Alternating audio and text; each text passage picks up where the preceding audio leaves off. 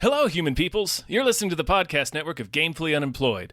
To support us and gain access to great exclusive podcasts like Fox Mulder is a Maniac, Tom and Jeff Watch Batman, Star Trek The Next Futurama, and our latest show, Spiel Boys, head over to patreon.com/gamefullyunemployed. We do game streaming, movie nights with our patrons every Friday night, and you can even commission your own podcast about anything you want. Literally anything, within reason, and we have to do it.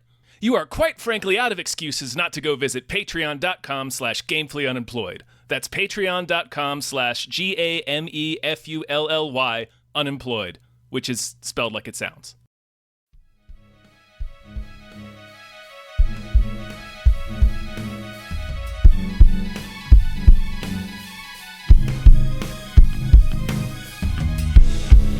Hypecast mit Tom Reimann und David Bell.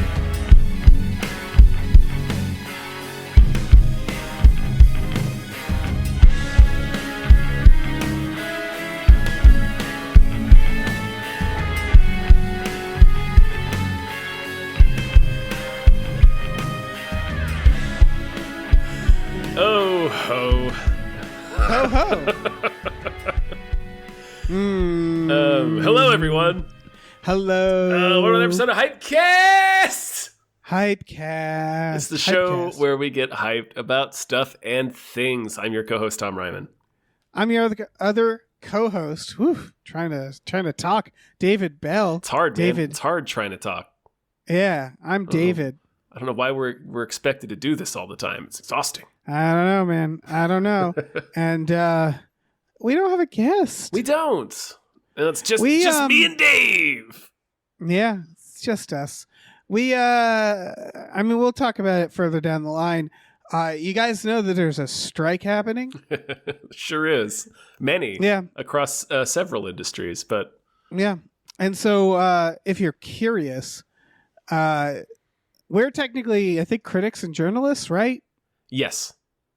And what that means is there's technically no rules against us doing this show. However, a lot of our guests might be, on the line there. Yeah, might be in SAG or the WGA, and Yeah, and I mean, just to get it out of the way, we're probably gonna change the format of the show a little bit going forward. Because even if we technically don't have to, even if we technically can promote movies, right? I'm not really happy about Netflix and WB right now. We were talking about it before we started recording, where technically we can do whatever we want, but it would feel a little gross to be talking about the next big Warner Brothers movie. It's what kind of fuck Warner Brothers right now, Yeah, it's a little of reading the room, but also a little of I don't really feel like talking doing about that. them. And we do that all the time. When a trailer comes up, where it's we don't want to cover that.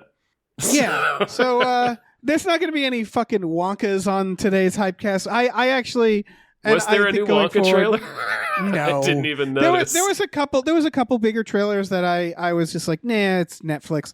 So I what we're gonna say is we're gonna try to focus on the not struck companies, which we'll talk about later as being kind of hard in terms of knowing which ones are struck.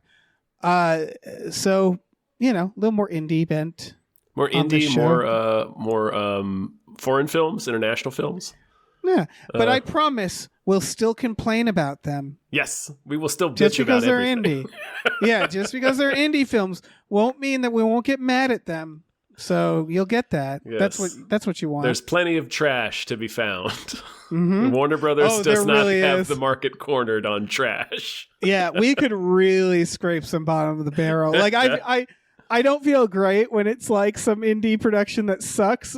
But we can play that game. There's a lot of bullshit. There's a lot of ghost sharks out there, Many ghost sharks.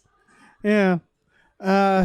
Speaking of ghost sharks, do you want to thank some producers, Tom? Oh man, yes, I'd love to. Yeah. That really tickles me. Yeah. Like a ghost shark. Yeah, exactly. See? That's what ghost sharks do. It's a great segue. Thanks to @NerdNumbers. Thank you very much. Thank you. Thank you to Zero Charisma. Thank you. Thank you to Aaron Burser. Thank you. Thank you to AJ. Thank you. Thank you to Andrew Howe, Deck the Halls with Blood. Thank you. Thank you to Asking Seven. Thank you. Thank you to Bob Grenville. Thank you. And thank you to Bootler Boodleson. Thank you. Whoop. Thank you. All right, let me step in here. Thank you to Brian, who Tom knows. Thank you. Thank you to Brockway Loves the Meat Millie. Thank you. Thank you to Burrito wants you to drink water, hit the gym, and do the ska, because they loves y'all. Drinking water. Thank you. Thank you to Chester's Prophet. Thank you. Thank you to Christopher Robert Sparts, Esquire. Oh, yeah. Thank you to Dan Hackroyd. Yes, thank you. Thank you to Davey, the ghost of East Las Vegas, Francis. Thank you. And thank you to David Knife Boot Hinson. Knife Boot. Boot. Boot. Boot. Knife Boot. Knife Boot. Boot. And this is the podcast from here on. Yeah, this is how when we said we were going to change the format, this is what we meant. Look, in a lot of ways, we can also be on strike, you know? Yeah, we can be. But we do have trailers. We do. Right now, there are trailers to talk about. Sure are. And this is the biggest trailer on the list, which is The Holdovers. Yeah. This is Alexander Payne, who made The Descendants, and Sideways. Election, Sideways. This is his new one about it's a school, which I try to look up where the school is because as I wrote the notes, this is yet another movie shot in Shelburne Falls, Massachusetts, which I've lived in, and they can't stop filming things there right now. But it's about The Judge, Robert Downey Jr. classic, The Judge. So recently, The Judge was filmed there Labor Day, but most recently, Dexter, the new season, was Shelburne Falls. So if you watch that, and I think I've told this story on here, is that like whenever I go visit home and go to Shelburne Falls, there's all these like folksy old guys who now know their way around a movie contract because that's all that's happening now. Yeah. There's like these antique shops where the guy's like, I make most of my money by being in movies now. And it's like, yeah. Sounds I about right. make most of my dollars telling Harrison Ford we don't have something that he's looking for. Yeah, exactly. Giving him directions to his mother's grave. Yeah. So, like, in this trailer, like, I've absolutely bowled in this bowling alley in the trailer. Oh, hell yeah.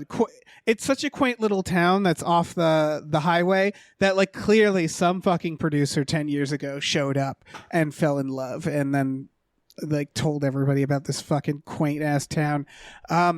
But this is about Paul Giamatti and a bunch of students who are left behind during like a Christmas vacation, and he has to watch them all. It's like a 90s trailer, right? It's presented even older. It's almost like 70s. It's almost 70s. But it had a 90s like the 90s narrator, yeah. Voiceover, yeah. And I couldn't tell if they were doing it ironically. I think they are, right? Yeah, I think so. But it does feel like a 90s movie. Like it feels like a little bit of like Dead Poets Society, Scent of a Woman, like when they in the early 90s where they got obsessed with making movies about white prep school students in like the 1940s. Yeah. This is like another of those. I think this is a little bit later, but this is still a period piece. Yeah. It's also like the trailer also feels like part of the long tradition of Alexander Payne movies being treated like they're not like ridiculously dark in the trailers. Like this is going to be dark, right?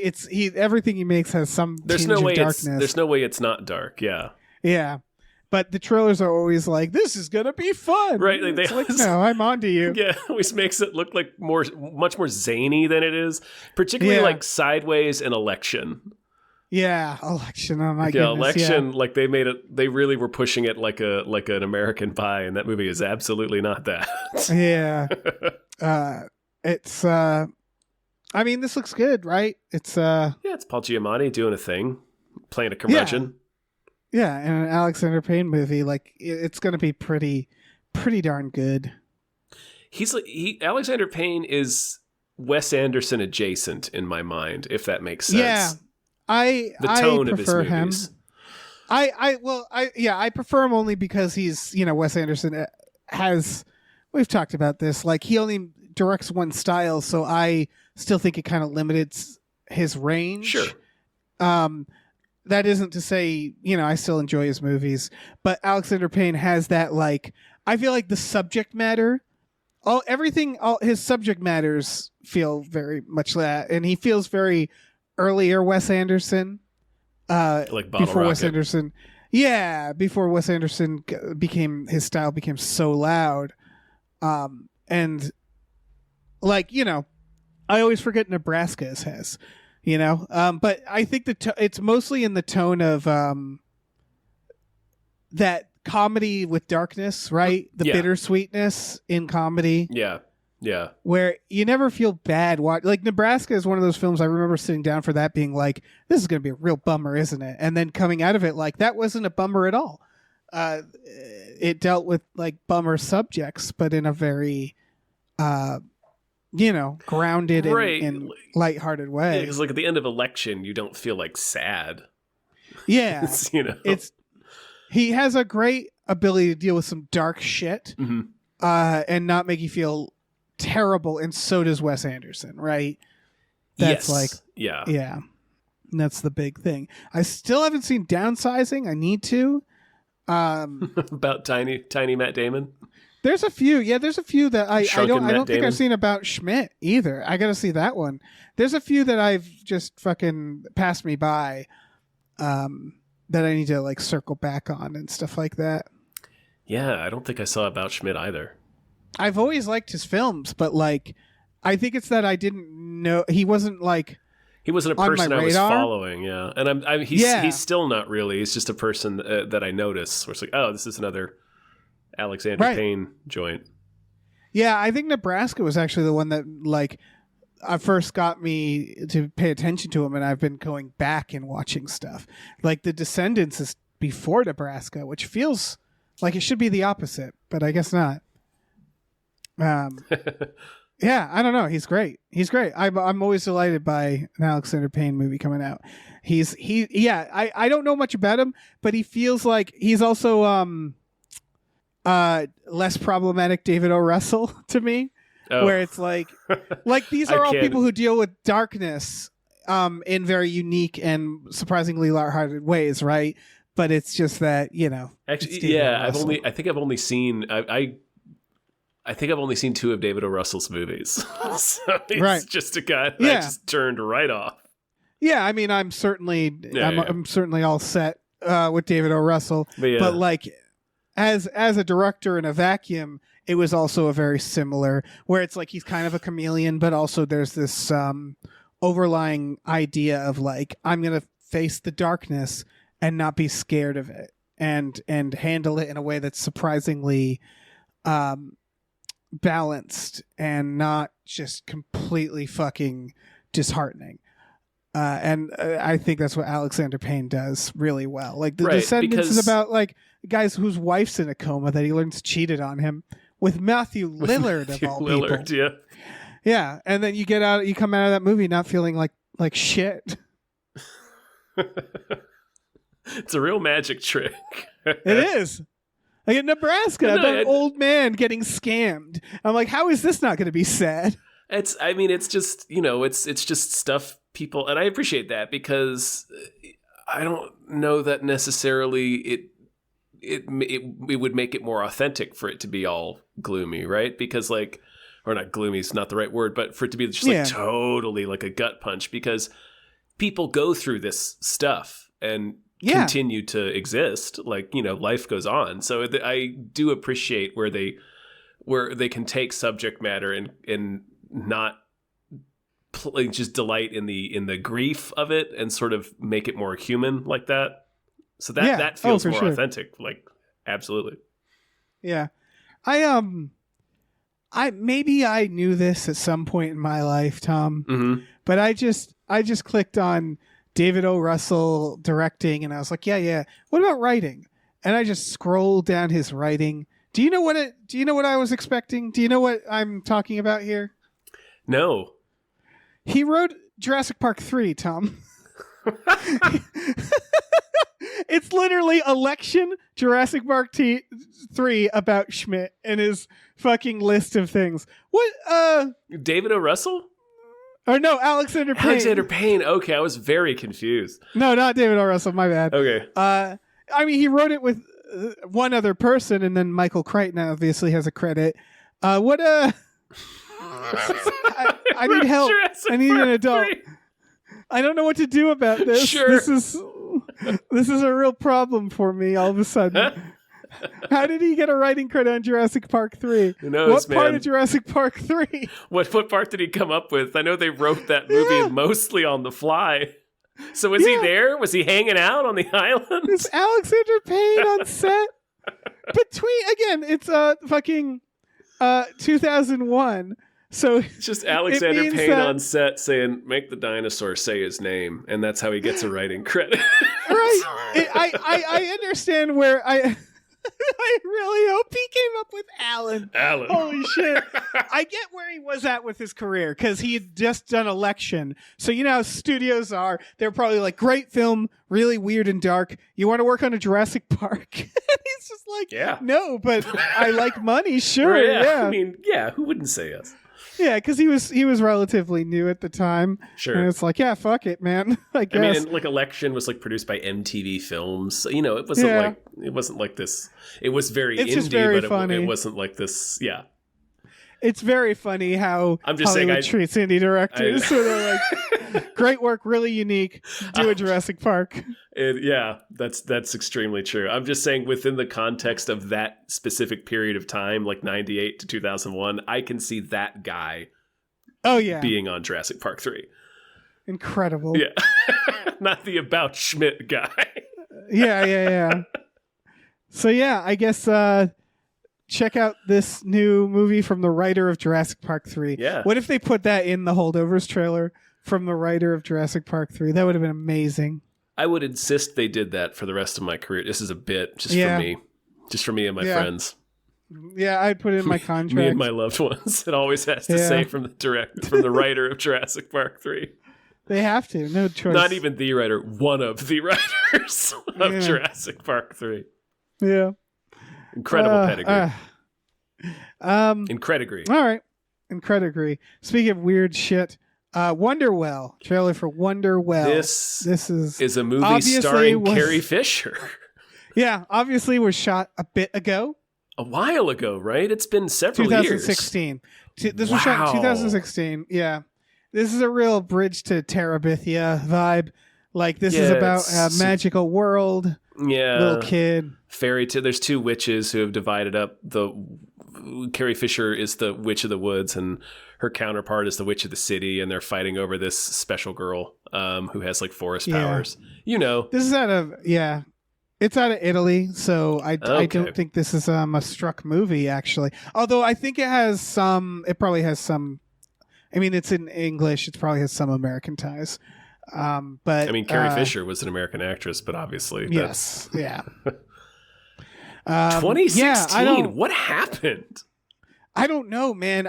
My guess, this movie's a nightmare, right? This movie is a fucking nightmare. It doesn't look cheap didn't want or to anything. Make it. Like it's. Oh no, I just mean like it's like really dark or like like they kill just all the children in it. I just feel like. Or it's just been one of those movies that was made independently and took a while to get like distribution. Oh right? yeah, there's actually the next trailer on this list is one of those. Yeah, so that's my guess. It's we haven't. Yeah, it's like an Alice in Wonderland. It's the little girl goes to a magical world that's very like 90s era, like practical effects. Looks like it might terrify children. Yeah, that's always a great sign. Yeah, I think it's like PG. But it's got it's got maggots and giant Venus flytraps and things like that. It's PG-13 actually. Oh, it's PG-13. Okay. Yeah. Yeah. So hopefully someone will get murdered in a Venus flytrap. We can hope. That'll teach the kids an important lesson. Yeah, why not? It's also Rita Ora, and as like the Bad Witch, right? Yeah. It looks fine. I mean, I'm not a child, so Yeah, I'm not going to see this, but it looks fine. I'll see it if someone tells me it's really fucked up, Yeah, I appreciate that it exists. I like making kids movies like this, or movies that are intended for children that are a little this. It's a big swing, it feels like, because it does feel like an indie film that's trying to do like a never-ending story deal. So I'm and it looks like, hold on, I got a little bit about it. 7-year journey. They're saying an American release they're specifying, so I wonder if it's been out in other places. Oh, probably. I didn't even think about that. Yeah. Yeah, I don't know. Anyway, it sounds like it was just a whole fucking thing.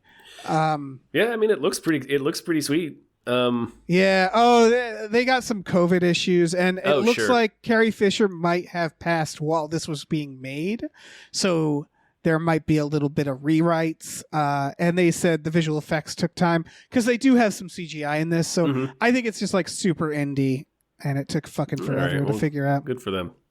Yeah. Yeah, I mean, it looks perfectly fine. Looks perfectly fine. Yeah. Wonderwell. Sure. Let's talk about Outlaw Johnny Black. Directed by Spawn. Directed by Spawn. Michael J. White. Yeah. I didn't realize he was Spawn. Oh, yeah. He hasn't aged. Not really. I was like, no, he can't be Spawn. He sure was. That movie was a long time ago. Wow. Yeah. 1997. Yeah. But yeah, this is like his follow-up to How Black old was he? Dynamite. Oh, man. I don't know. I have no idea. I don't know how old he is now. I don't know. It's just, look at him. It's an enigma. He has his own production company out of Connecticut, which is like, why in Connecticut? But this was being produced through that, and I remember seeing they at least at one point were trying to fund a portion of this movie, because I remember seeing them do a trailer for that. I think when we were still at Cracked, like it's been a while for this one. It's been a while, yeah. And this, like you said, Black Dynamite sequel. It's very direct reference to Blazing Saddles in this. Oh yeah, horse gets punched in the face. So that's cool. Yeah, horse gets punched. I mean, which we love to see it. It looks incredible. I'm a huge fan of Black Dynamite. I love Michael J. White. This movie looks funny as shit. Yeah. I love when we're referencing fucking Blazing Saddles, it's like that's a good sign. It's a pretty overt homage, but I was fine with it. That's what I mean. It's good. It's good because it's like, yeah, okay, so you like the things I like. Yeah, the part where he's playing an outlaw who is moved to town to, I think, find some gold or something, but he's disguised as a preacher, so he's like pretending to be the town preacher, but he's really this badass outlaw. So there's the shot where the lady says, like, doesn't the Bible say to turn the other cheek? And he goes, I don't know, I mean, probably, yeah. Like, you see him go through all three of those reactions. That's pretty great. Yeah, this looks like a delight. And he's still spin kicking and punching people, and it's great. The guy who plays Bullhorn in Dynamite is in it. Yeah. Man, it just looks really fucking funny. Yeah. It looks like a lot of fun. Yeah. Man, Black Dynamite was so good. Yeah, this looks like it's been like 2018 they started working on this, it looks like. Oh, okay. When did Black Dynamite come out? Like way earlier, like 2010 or 11. Okay, yeah. Yeah, so this has been a long time coming. Yeah. And again, I think it's earlier than that, actually. I think it's just the indie route, Yeah, no, it's a pain in the ass. Making movies is hard as shit. Yeah, it really is. I think it was actually 2009 even. It's been a while since Black Dynamite. Let's see. There was a TV series from 2011. I'm looking at his acting, so it must have been before that. He's done a lot of stuff.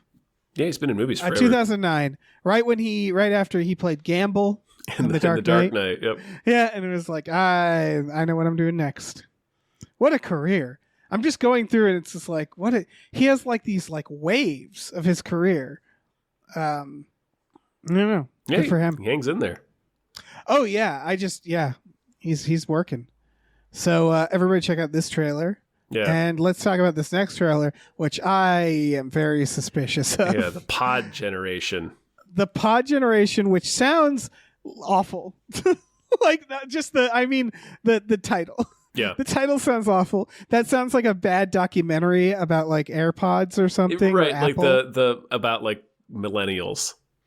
Yeah. Because they're always on their pods.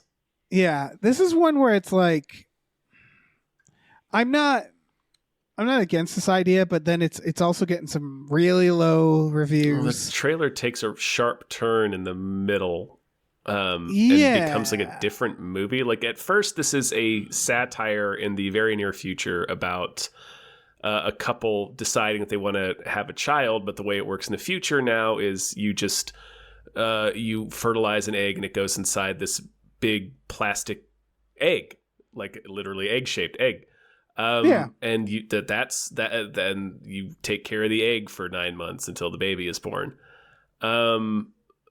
So there's obvious, like, you know, futurism, tech culture, satire in that, but then it sharply turns in the middle to be like they're rebelling and want to have a natural childbirth, but like that's against the law, so they have to like steal the egg. I don't know. I don't know what I don't know. I'm scanning through the reviews and it doesn't seem to be what I thought it was going to be. I was really scared that it accidentally stumbles upon a really like fucked up message, right? Like some like eugenic shit or so. Yeah. But it sounds like that's not what the problem people are having with it. I think people are just saying like it's just a little. It's like a little too skin deep or something like that. Or only skin deep rather, the message. But like, so it's not, my first thing was like, I was getting like Passengers vibes where I was like, is this going to accidentally do something really fucking irresponsible? Right. Is this going to say something terrible that it didn't mean to? I don't think that's the case. So I think maybe there's people were underwhelmed by the movie, which is to say then, I don't know, then it might be worth checking out. Like that's not like a big hit against it, right? No, and I like Chiwetel Ejiofor. Me too. And it's got Emilia Clarke. She's fine. I don't have a problem with her. I have no problems with her. Yeah. I'm not angry at her for anything. She's good. She's fine. Yeah, she's fine. I did get a little that superficial vibe from the trailer, or at least that like maybe its message is a bit confused. But again, we're just talking about a trailer. We have no idea what the actual movie is going to be. So. It looks good. Like it looks like well directed and stuff, you know. And it seems like the performances are good. It looks like it was made with intent for sure. Like yeah. So I don't know. It's definitely, and it's honestly a fairly unique premise. Like I don't know. That all sounds fine to me. Yeah. Maybe I will watch this one. I don't know. It's not something I'm going to go to a theater to see, but yeah, which is the problem now. But like it's very much an indie. I will say when it says sometime in the very near future at the beginning, I was like, is it though? Because like all the tech they're showing is like this, really this not seems like really miracle futuristic technology. Like not just the egg, but like there's like these holograms and shit. Right. Like, it seems like a time traveler gave these to you. Yeah, like I think that's what it is I think it was an attempt at a satire that didn't quite scan, is my guess. There's something I'm having trouble articulating, I guess, but it's just something about, I don't know, didn't do much for me. All of the different pieces seem fine. Like I like the cast, and like we said, it looks like it was made with intent, and it certainly doesn't look cheap. I think what it is the trailer doesn't really have much else to offer but the beginning offer. That's true. That's what it feels like. As then it's just like, but we want to have a baby for real, and that's kind of it. And maybe like, there's more to the movie, but that's all they could give us. Yeah. Like the movie Moon can't tell you the whole fucking movie. No, but that's true. It has to tell you enough to make you go like, oh, okay, yeah, And this felt like it was stuck in its starting premise a little too much in the trailer. That is. Yeah, for sure. So that's the pod generation, always on their pods. Always on their fucking pods. Their friggin' pods. Yeah. These kids in their pods. All right. These fucking kids sticking their pods all up in kids in their pods and their rollerblades. I want to talk about this next film because this is almost a movie that deserves more hype for me. This was something. This is real French, so. But also German. Is it? Yeah, the mom is German. Oh, okay. It's the official language listed as French. Oh, okay. Yeah. Sorry. It looks like, it sounds like a Netflix documentary, but it's not. It's a crime drama. I believe not based on anything. We haven't said what it's called, did we? I think I did. Anatomy of a Fall. Okay.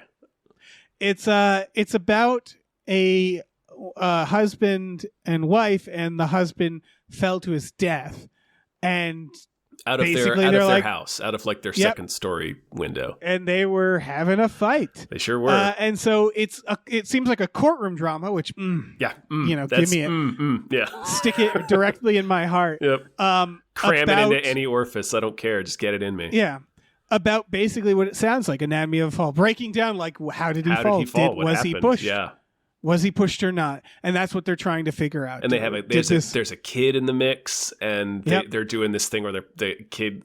I mean, this movie looks really good. This might be my favorite one from today off this list. I'm really into this trailer. I'm really into this. This is again, it's like an indie French. So you have to watch. You have to read a little bit. You have to do a little reading. A little bit, but a lot of the trailer was in English. Yeah, that's a good point. So they knew. And I don't know. It just looks pretty fucking. It looks good. Yeah, real fucking. Looks real. Tight, looks real severe. Like like just the way it's shot. Yeah. It just it's hitting everything right. It's like courtroom drama, but also just like well shot, kind of creepy. Yeah. It's very got that interesting kind of little bit of kind of True Detective creep to it. Yeah, just in the way that it's shot. At least the flashbacks about like the body in the snow. Yeah. So check that out. Anatomy of a Fall. Very, very solid movie. Anything else you want to say about it? Yeah. No. Yeah. I'm actually pretty jazzed to talk about the next one too.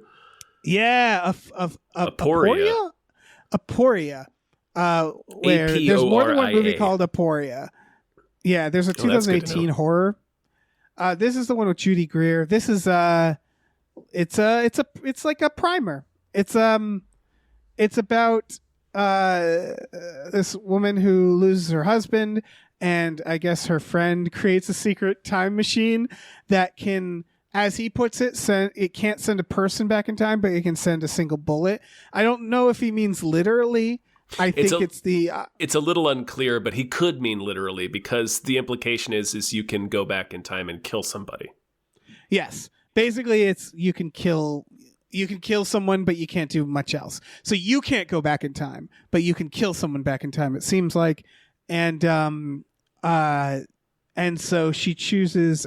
She kills the drunk driver. The drunk driver who killed her husband. Yeah, they pretty much all but tell you that, because all of a sudden her husband's back. But things start to unravel. Like it changes her memory. Sort of like if you've ever seen Frequency, there's a similar device in there. Only in this movie, it's treated more like a horror movie device, where it's like in Frequency, his memory just sort of adjusted, and he was like, "Oh, that's weird. Yeah, I do remember that." But in this one, like she can still remember the old memories before they changed, and they're doing interesting things with like changing what somebody's wearing in the middle of the scene to like show that the time stream is being fucked with and her memory's being fucked with, and it's just gonna be fun. And so they ends up now it's like they're all in on it. Like her newly resurrected husband, now he's in on it, and they're just things keep getting worse in typical time travel movie fashion. She resurrects the husband, and then they're like, "Well, let's keep it going." Yeah, let's. What else can we do? Yeah. We got Darwin's here. We're good to go. Oh, that is Darwin. He's in the new Superman movie. He should have adapted from the bullet. Although he was very bad at adapting in X-Men First Class as well. That's true. He's had some time to think about it. Yeah, exactly. But yeah, this looks like a solid fucking. I'm really into this trailer too. Like these two trailers, I think were my favorite ones. The Anatomy of a Fall and Aporia. Yeah, Judy Greer is great. And I like low budget time travel, as we'll keep talking about later. Low budget time travel is always fun, for better for worse.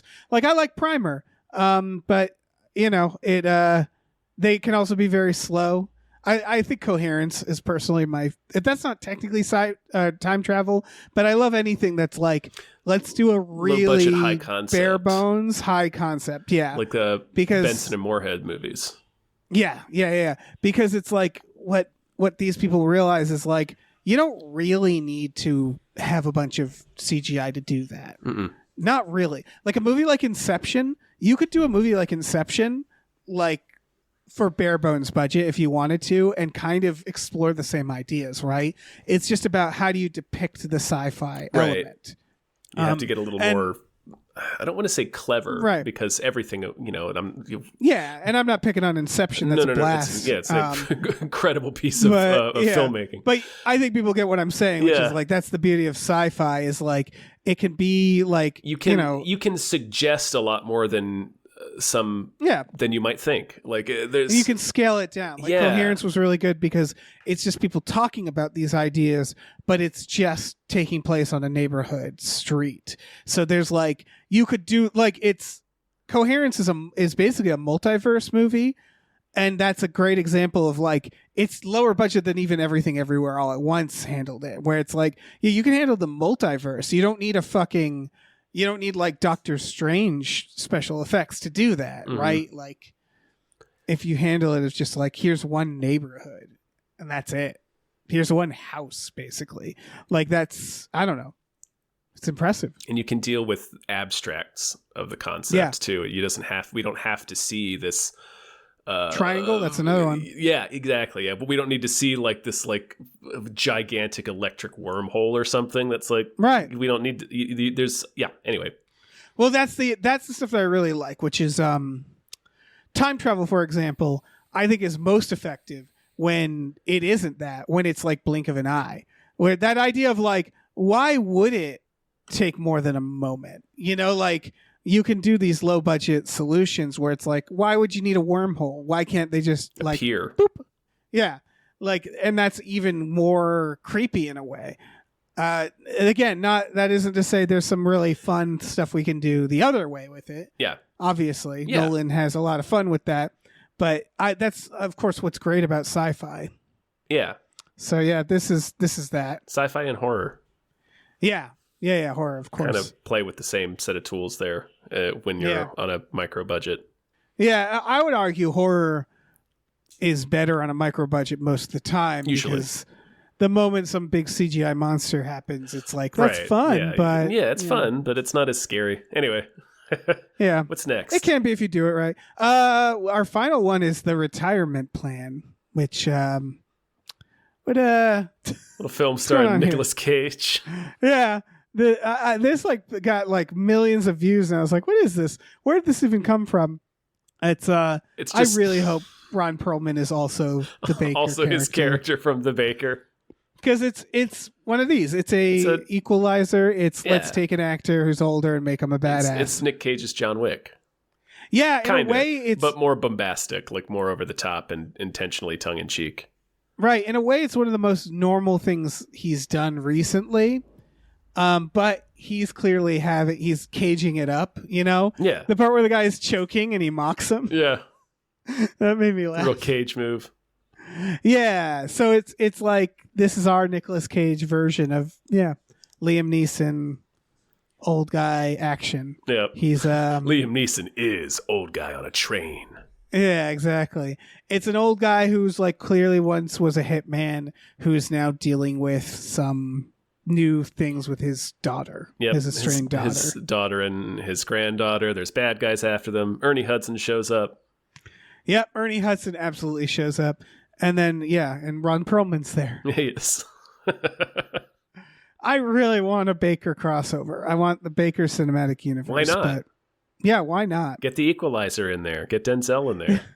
This also explains why Ron friends. Perlman threatened executives, because I feel like this is where his headspace has been at recently. Like Ron Perlman is already a scary guy, right? Yeah. He's got stepdad face. He's like, he's a threatening presence. Yeah. But like, I feel like after watching the trailer for The Baker, I thought the same thing, which is like, oh, he's in revenge mood. Like he's been just doing like revenge movies. He's been keyed into this part of his brain. Yeah, exactly. And I guess with that and this. But yeah, this, Yeah, no, this looks like great trash. It looks like great trash. Yeah. That is 100% what this looks like. It looks like a delicious cheeseburger. Yes. cheese it up. Yeah, hell yeah. Yeah, we'll see what it is. I mean, Nicolas Cage is definitely doing a thing. So yeah, he's also looking like a thing. He is. There's a whole lot of decisions were made about his hair. Yeah. And he's got a Hawaiian shirt. This is kind of the most quote unquote normal movie he's done in the last couple of years. I know. That's what's so fun about Nicolas Cage, right? Yeah. Like, it's wild that this is as normal as it gets for him. Right. His most recent movie, he played Dracula. Yeah, Dracula, and then I believe the devil. If that trailer. Yeah. Then there was Pig. Yeah, he is Prisoners of Ghostland of the Ghostland. Oh yeah. He's been doing some shit, some crazy shit. He really has. We've covered a lot of it too. Yeah. Well, how could you not? Yeah. You know? How are we not going to look at that? Yeah. I'm looking at. I forgot. He's doing Lords of War. He's doing a Lord of War sequel, which is wild. That is strange. But I guess relevance in that guy did get out of jail recently, so. Oh yeah. Maybe he'll make a cameo. Oh boy, I hope Yeah. so. Let's make that the next cinematic universe.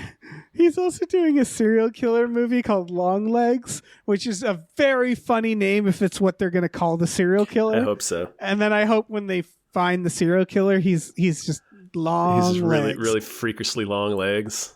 He's that tall guy in the little automobile in The Simpsons. Yeah, the very tall man. Yeah. Oh shit. Yeah, that's the trailers. We did Any other it. thoughts? No, that's it. All right. Let's thank some more producers. And then Hell yeah, let's do it. Get into news stories. A big thank you to Deborah is awesome, Barbara is great, and cancer can go to hell. Thank you. Thank you to Dracula the bus driving vampire. Thank you. Thank you to Driftless, a.k.a. Goochcock. Thank you so much. Thank you to E.T. the Extravagant Terresticle. Thank you. Thank you to Evil Ed 209. Thank you. Thank you to Exploding Rooms. Thank you so much. Thank you to Funky J Mostly Comes Out at Night. Mostly. Thank you to Heathcliff's Helping Handfuls. Thank you. Thank you to ImpossibleWorlds.net. Read issue 2 and keep sci-fi alive. Thank you to James Cameron's Prolapse Locomotive. Choo Thank choo. you. All right, let me jump in here. Thank you to Chris Shanovich. Thank Thank you you to Look Mom on a podcast. Thank you. Thank you to... Gosh, I have to do this every week, huh? Thank you to Mabel. Step on me. Step on me. Thank you to Mackenzie. Fuck shuffling with Willem Dafoe's confusingly large dick. Chill. Thank you. Thank you to Mercurial Oz. Thank you. Thank you to Mike the Lurker. Thank you. Thank you to Mr. Tell Your Wife how many Patreon subscriptions you have before you agree to buy a house. Thank you. Thank you to musical guest Rob Ritchie. Thank you. Thank you to No One Can Hear You Scream and Space McNulty. Thank you. And thank you to Norm from Cheers. Thank you. All right. Yeah, we're going to talk about the SAG strike some more. Yeah. There's some confusion around it, so we wanted to talk about that a little bit, which is like who can do what. They put out that thing about influencers, which I think confused people. This is according to Variety, which... Yeah, take that with a grain of salt. Yeah, because Variety very conveniently says, if you're a journalist, you can cover it. I went on the SAG website to confirm they have nothing on journalism and critics. They only have 3 sections. They have a section of, are you in SAG? Answer's very obvious. Are you outside of SAG? Well, do you want to be in SAG? That's going to be a part of it. And then are you an influencer? And of course, the question is, what the fuck is an influencer? Yeah. And for influencers, they seem to be drawing these very blurry line where it's like, we encourage you not to, but also if you do, you won't be part of SAG. And it's like, well, which is it? Are you encouraging it? I feel like there's some mixed messaging. And I tried to find like, what are the struck companies for this podcast? Like, it's interesting because I can't even find the AMPTP. Is that who is this? The American Movie Producer. Yeah. They're the people who are on the other side. They're the people we're striking. They don't even have a list of like what studios are under them. So I kind of just have to like guess right now. If anybody has a list, a like definitive list, I'd love to see it. Yeah, for sure. indie films are also kind of confused. There's some of them are getting passes, and they're not so much passes, they are just like agreeing to the. They're getting like interim permits. So there's like they're agreeing to the terms is why they're getting that stuff. Which it's probably easy when they're like, please promise never to make AI actors. And they're like, yeah, we don't want to do that. we're A24. When are we going to do that? A24 has a few, I think, that they got passed on, right? I think so. And then there's questions like I saw people calling like they had like Disney characters at on the red carpet mansion premiere. Yeah, people are calling them scabs, and it's like they're employees of Disney. They might be in like a theater union, maybe, but not. I don't think that probably counts. Not SAG.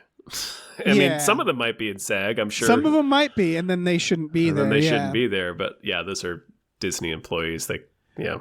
Yeah, this is all to say that it's obviously not SAG's fault, and this is all the studio's fault, of course. But because SAG doesn't have a clear list, because there is, like I said, the AMPTP doesn't have a clear list, right? Yeah.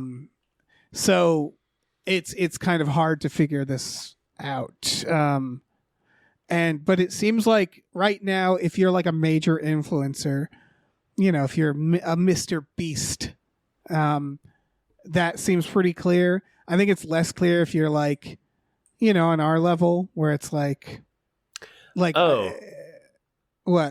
is that? Are you reading it? Yeah, I'm reading through it. Yeah, I don't know. I'm not sure.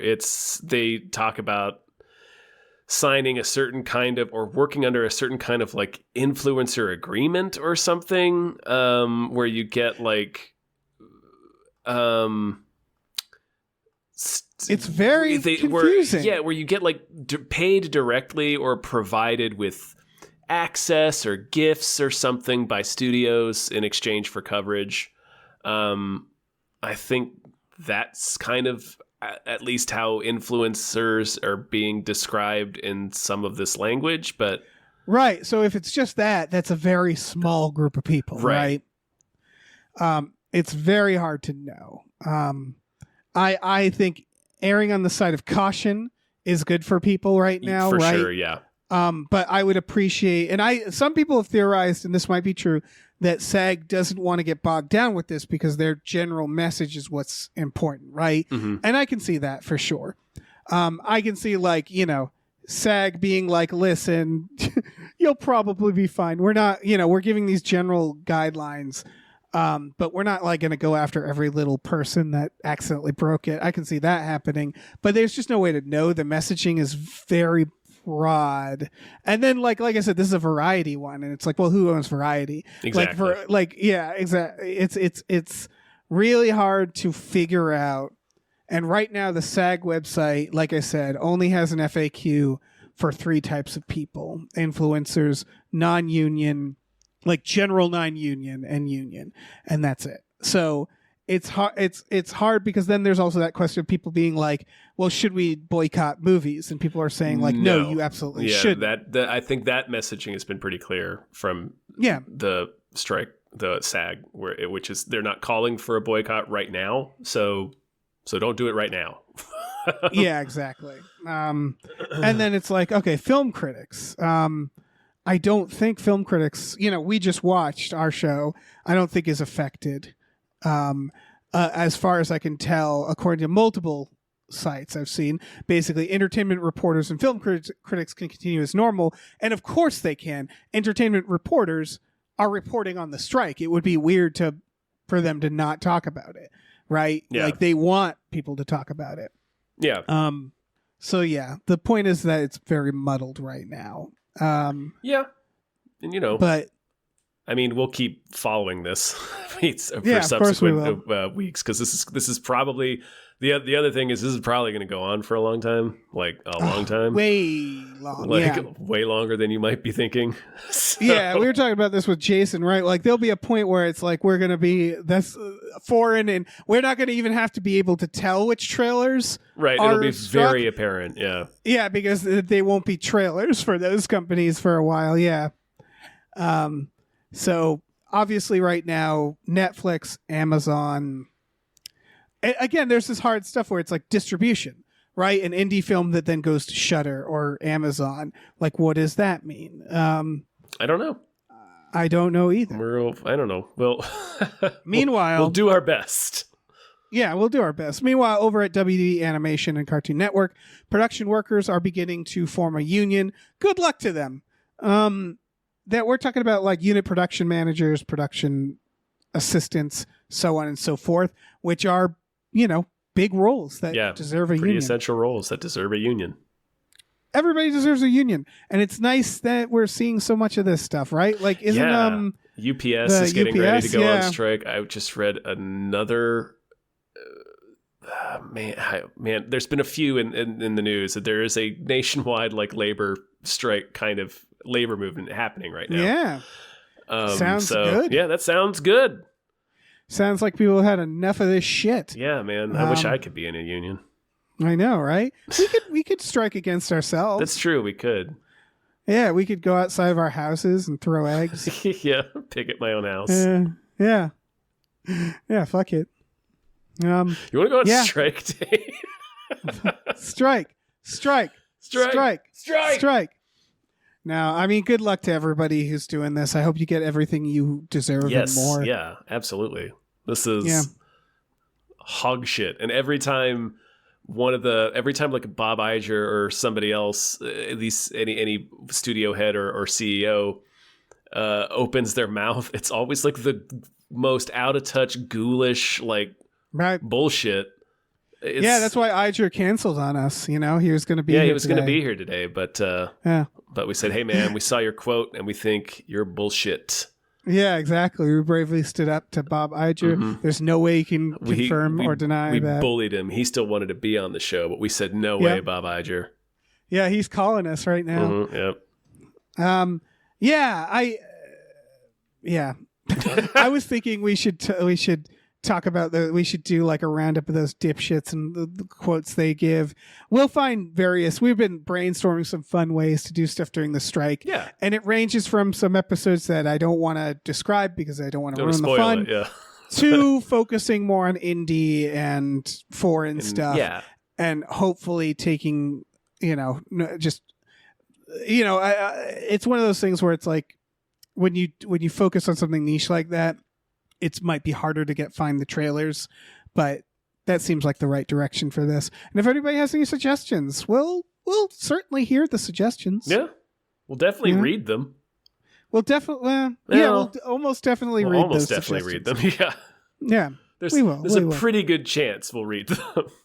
Yeah. As long as you don't write a letter and mail it to us. Yeah, I'm not going to read anything. That's letters. Gross. No. Yeah. I don't like letters. I don't believe in print. It's disgusting. Yeah. I don't believe in the written word, Dave. Movies are the future. Movies. Yeah, it's right there in the name. Yeah. They move. They move into the Movies. future. Mm-hmm. All right. Should we thank some more producers? I think we should. Big old thank you to Pete Forpagel. Thank you. Thank you to Numino Ultra Microscopic Silico, Volcano Coniosis, Anti-Cis Establishment, Terranism Jones. Thank you.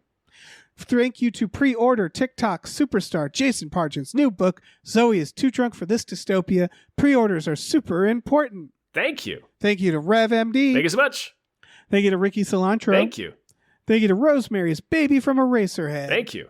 Thank you to Screaming Horse Pyramid. Thank you so much. Thank you to Sorry Cop, world's most laughable centrist. Thank you. Thank you to Steven. Thanks. Thanks, Steven.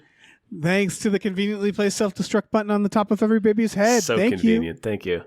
Thank you to the Midnight Patron with patrons at midnight. Thank you. Thank you. All right, let me jump in here. Thank you to the Oatmeal Savage. Thank you. Thank you to the producer formerly known as the Ghost of Dave Thomas. Thank you. Thank you to the To Be Terror Bunny demands you enter the ninja with Franco Nero. Okay, yeah. Thank you to these 7 Bs. Thank you. Thank you to Tiger Drawers Pratt Thompson. Raindrops keep falling on my head. Thank you. Thank you to Tip Drizzle. Thank you. Thank you to Tux. Thank you to Vincent. Thank you to Why Don't You Take a Flying Fuck at the Moon? Thank you. Thank you to your mom. Thank you. And thank you to Zzz, because Pie Guy liked being last. Thank you. Dave, in this time of need, yeah. Yep. Where the movies are back, but They not, but on hold, but back. The movies are back. Yeah. Do you have a movie that perhaps could use with a little bit more hype? Oh, yeah. Yeah. I do. Hey! I do, Tom. This is a movie called Lola. Lola. Lola. This is coming out on streaming August 4th. So that's soon. It's very soon. And what makes this movie a bit unique, a tad unique, is it is a micro-budget found footage film that takes place in the 1940s. Yeah. How, you ask? They shot on vintage cameras. They shot on vintage film cameras, which is pretty fucking wild. Yeah. It is about time travel. It takes place in 1941, where two sisters have built a thinking machine. about time travel a lot lately, Dave. Yeah. I was thinking of lumping this and the other one, doing like time travel movies that deserve more hype. There's a lot of fucking time travel going around. These two sisters build a machine that can watch radio and TV broadcasts from the future. And that's a great, fun little premise. And so basically they start listening to like David Bowie and the Kinks. They start learning about like feminism and different like the punk movement and different counterculture things in the 1940s. And they accidentally make the Nazis win the war, it seems. Something, yeah. They decide to like... Little problem there. Little snag in the process. It seems like, they tried to use it to do something to help in World War II, but it backfires somehow. And then, the Nazis take over Britain. What's interesting about this trailer, at least, is it seems like the entire world learns about the time machine. Like, that's usually not what happens, right? Usually it's like we have to keep it a secret. Mm-hmm. And it seems like the entire world gets involved. And our knowledge of the future, of course, makes it so that we change the future. So they do this like found footage thing where they're like re-editing newsreels and stuff to make it like the Nazis are winning. Apparently they changed, like they do like pop songs and stuff like of this, because they're watching like a future where the Nazis have won. So the idea is like, it's kind of neat. This the people like all the reviews of this talking about how like you watching broadcasts of this horrifying world treated also really nonchalantly, right? Because it's after the fact, right? It's just like the news in that future. Yeah, so that seems really interesting, and I don't know. Again, found footage shot on vintage cameras. It's about 70 something minutes of a movie too, so it's a get in, get out. It seems like a pretty simple premise. Yeah. No, I'm really into this. Like this. Yeah, this looks really solid. This and the other two trailers we had talked about earlier, but this one is like, I'm really stoked for this one. This one looks really good. It does. It's a cool idea. It looks so unique. Just look up the trailer and watch the trailer. It's just so unique. And such a cool premise. And I like that they're kind of playing up a little bit of like the horror movie aspect of it. Yeah, it looks scary. Yeah. And creepy. Yeah, and again, it's unique because they shot it with period cameras and then processed it in a 16 millimeter developing tank. So like they didn't just shoot it on film; they processed it like something from like the 1940s, or at least as close to that as they could get. That's cool. So it's neat to watch something that's like looks like old footage, but obviously isn't. It's a really neat looking film, and it's a cool idea. Very cool idea. Yeah. No, I'm really into this one. Man. Yeah. You found some good ones today. Oh yeah. We'll keep finding them. Yeah? We'll keep finding. We're gonna have lots of movies that deserve more hype on this. Yep. On the show. Many more. I guess we don't want to give that away. More. Yeah, but check out Lola. Yes, look up that trailer. It's really cool.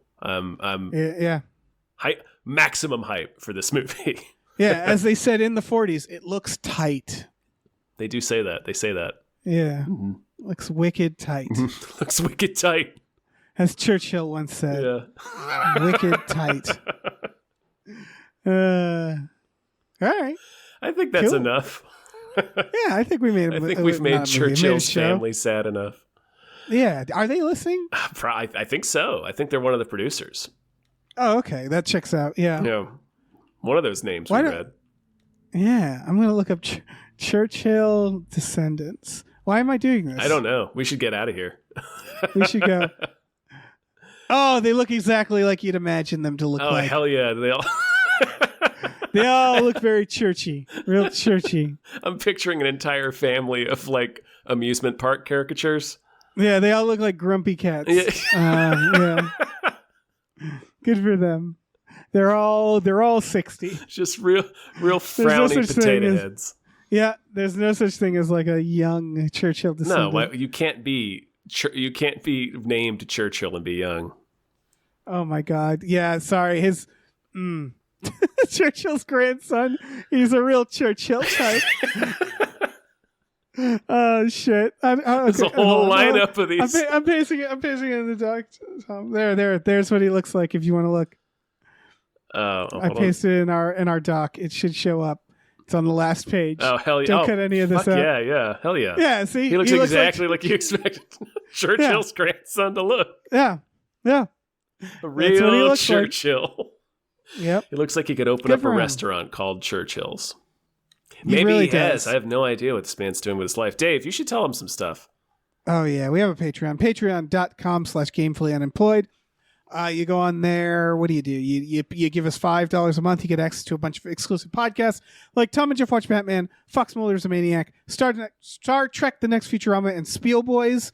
We watch movies every Friday night. That will be the night this comes out. Yeah. Who knows what we'll watch? Man, there's no telling. Anything. Yeah, and we have a Discord community who are great. Check it out. Yeah. Patreon.com, Gamefully Unemployed. Do that thing. And then do this thing if you want. We have a store. Head over to gamefullyunemployed.com where you can find a link to our Teespring store. We have all kinds of cool original artwork and designs you can get on t-shirts, mugs, stickers, posters, all sorts of things. So slap your little future TV watching peepers onto those. Yeah, your Churchill peeps. Your little Churchill peepers. Say hello. Hello to our Churchill fans. Your Churchill water buckets. Yeah. That's what I've decided Churchill's eyes look like. They do. Yep. He's such a little angry guy. Little guy. Little grumpus. Good for him. All right. Bye.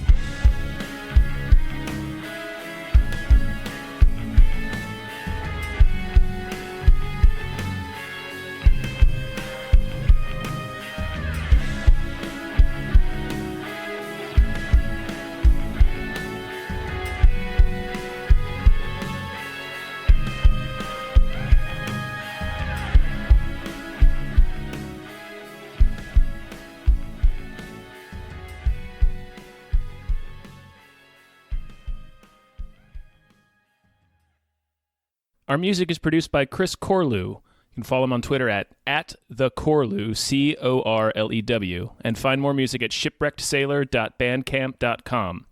Our channel artwork is produced by Michael Vincent Bramley. You can find more of his artwork at instagram.com/mvbramleyart. Our episode artwork is produced by Justin Brown. You can follow him on Twitter at @JustinTBrown and find more of his artwork at artnessbyjustinbrown.com and justinbrown.info.